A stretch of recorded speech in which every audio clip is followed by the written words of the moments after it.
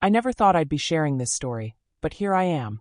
My husband and I have been together for 15 years, married for the last 6 of those years. We met in college, built our lives together, and finally managed to buy our dream house last year after struggling with loans and savings. We were even starting to talk about having kids. Everything changed when my husband got diagnosed with chronic back pain and had to take a long break from work. Being stuck at home, he started playing this online game to pass time. At first, I was happy he found something to keep himself busy. He joined a regular gaming group that met twice a week, and I would hear him laughing and having fun while playing with them. One of the players in his group was a woman around 32 years old. Let's just say things didn't stay as simple as gaming. I noticed my husband spending more and more time on his phone, but I didn't think much of it. He was bored at home after all. Then one evening, about 3 months into his gaming sessions, everything came crashing down. I remember that night clearly. I was making dinner when my husband came into the kitchen, looking pale and upset. He sat down at our kitchen table and started crying.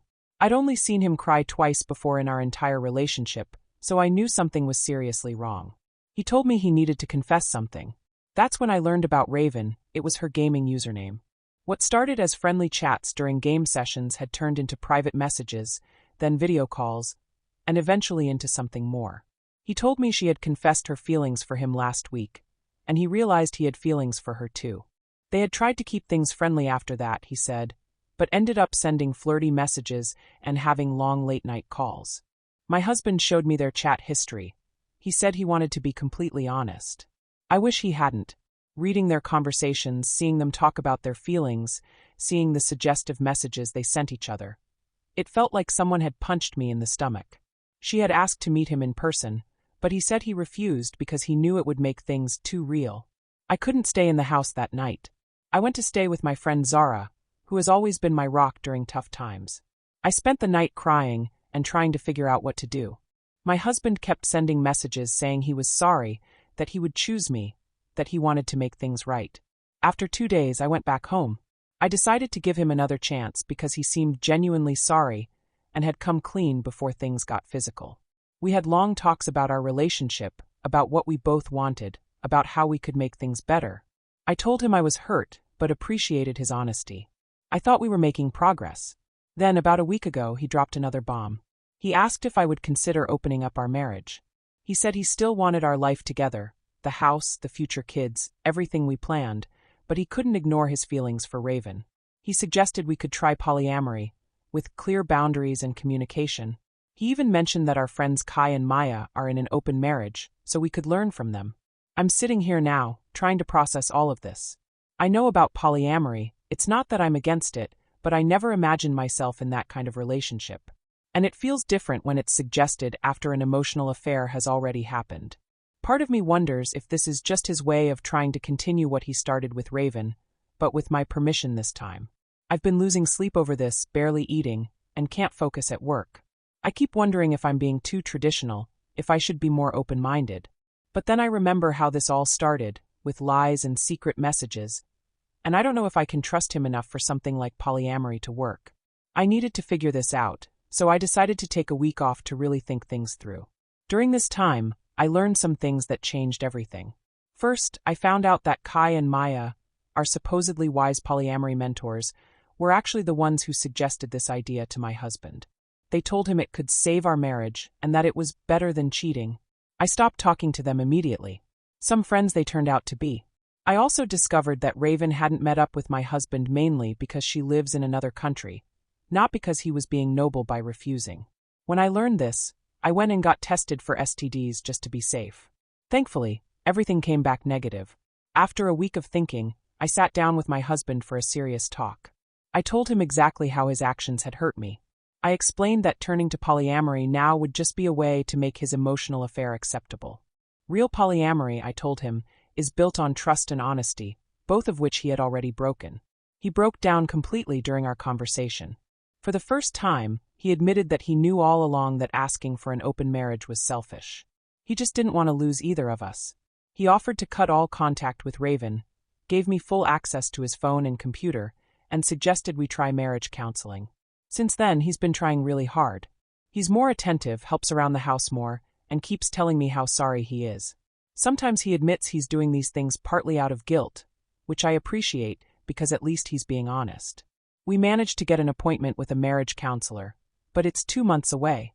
Every day feels like an emotional roller coaster. One day I'm ready to work on our marriage, the next day I want to pack my bags and leave. We've been together since I was 19. He's been part of my entire adult life. We built everything together.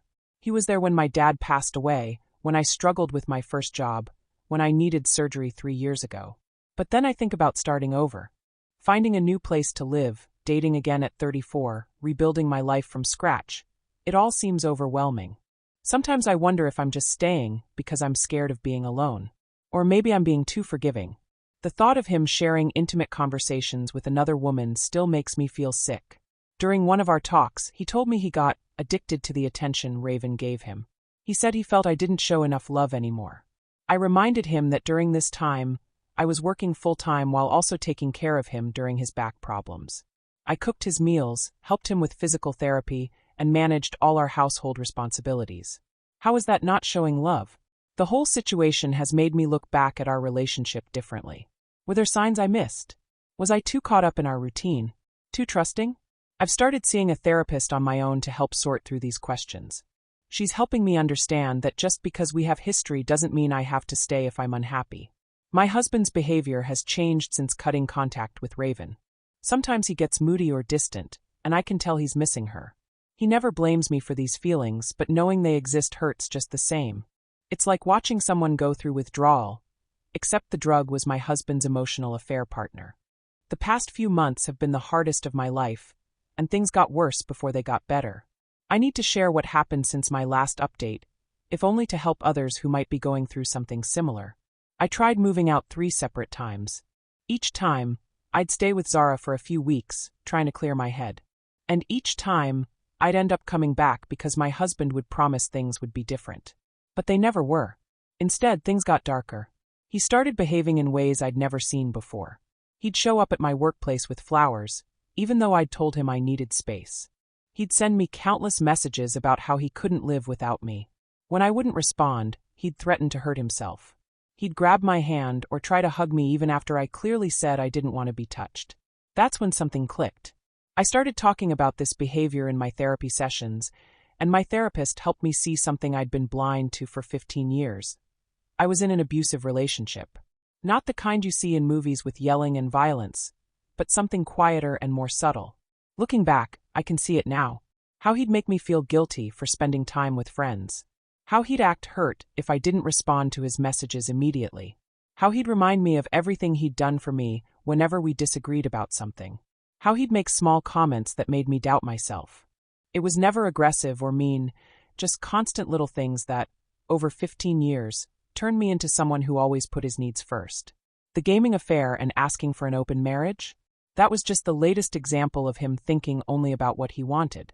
The more I tried to stand up for myself, the more manipulative he became. Even though I could now see what he was doing, fighting against 15 years of manipulation was exhausting. Today, I finally did what I should have done months ago. I asked my friend Marcus to come with me for support, and I sat down with my husband to hand him divorce papers. It was terrifying, probably the scariest thing I've ever done. Of course, he tried his usual tactics. He talked about the family we were planning to have, brought up memories from college, asked me if our 15 years together meant nothing. But this time I stayed firm. To my surprise, he signed the papers. He's staying with his parents now while we figure out what to do with the house and our other shared stuff. He still wants us to try marriage counseling, but I'm done. For the first time in months, I feel like I can breathe. Yes, I'm scared about the future. Yes, starting over at 34 is daunting. But I'd rather be scared and free than safe and miserable. Looking back at my first post about this situation, I can't believe how naive I was. I was so focused on the gaming affair that I couldn't see the bigger picture. To anyone reading this who might be in a similar situation, pay attention to the small things.